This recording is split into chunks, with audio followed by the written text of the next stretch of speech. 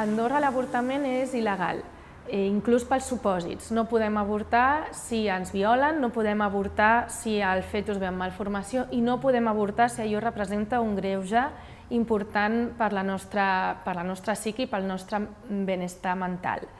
Això vol dir que tenim nenes que estan parint entre 12 i 13 anys, tenim dones que han estat violades que no sabem on estan ni si han pogut avortar, fora del país, si han estat obligades a parir aquí.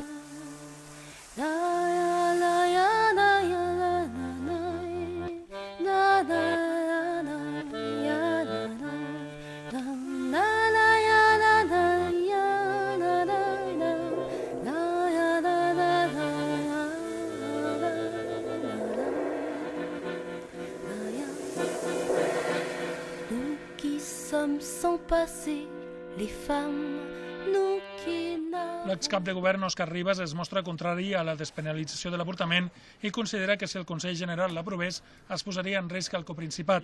Ribas ha recordat que a Andorra ja hi ha hagut altres enfrontaments amb els coprínceps, però que una reforma com aquesta no podria acceptada pel bisbe i suposaria una aventura de resultats incerts pel Principat. Renunciar al coprincipat, evidentment.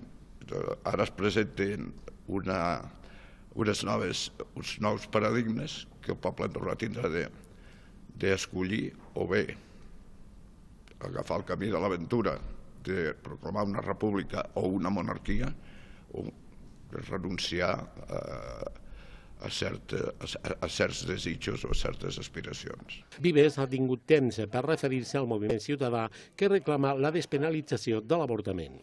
Em semblaria bo que féssim cas de la nostra Constitució, que diu que respectarem sempre la vida en totes les seves fases. La nostra és una Constitució molt bonica i molt positiva èticament en aquest tema. I com tothom està legislant sobre el nostre úter, l'Església més punyent, el govern que és conservador de dretes i bastant conservador, hem decidit sortir al carrer i preguntar-los als altres homes del país què pensen sobre la despenalització de l'avortament. Yo estoy a favor y no a favor. Yo estic en contra completamente. A favor del aborto. Depende del caso, de la situación. Yo soy en contra. Bueno, depende. Estic contra. Estic a favor de l'avortament, però en contra de l'avortament a Andorra. Nils Miusnieks ha passat 2 dies a Andorra per avaluar l'estat dels drets de les dones i els infants. Pel que fa als drets de les dones, Miusnieks constata que Andorra és dels països més restrictius d'Europa respecte a l'avortament. Espera que futurs debats en portin la despenalització, com a mínim en els 3 supòsits bàsics. També destaca l'acollida a dones maltractades, la signatura del Conveni d'Istanbul contra la violència de gènere o que hi hagi prevista una llei d'igualtat. Les femmes, nous sommes le continent noir. Le fond, nos femmes esclaves et prisons nos entrailles. Nosaltres demanem i demanarem l'avortament pels 3 supòsits. És algo molt senzill. Ens violen i no podem avortar. Ve un nen o una nena amb malformació, no podem avortar.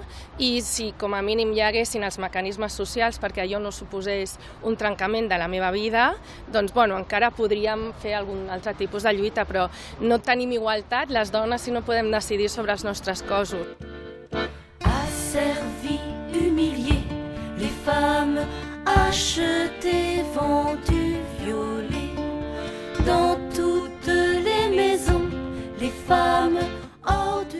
Visto en la web religionconfidencial.com. Fecha del artículo 29 de noviembre de 2013. Un informe de la ONU insta a Andorra a despenalizar el aborto y facilitar su acceso en casos de riesgo.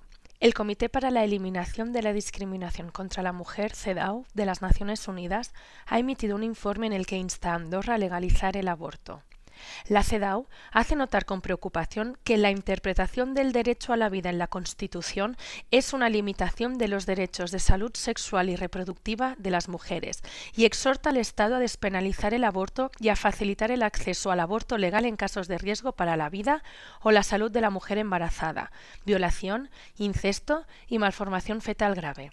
El informe es fruto de la comparecencia de la delegación andorrana ante el Comité a principios del mes de octubre.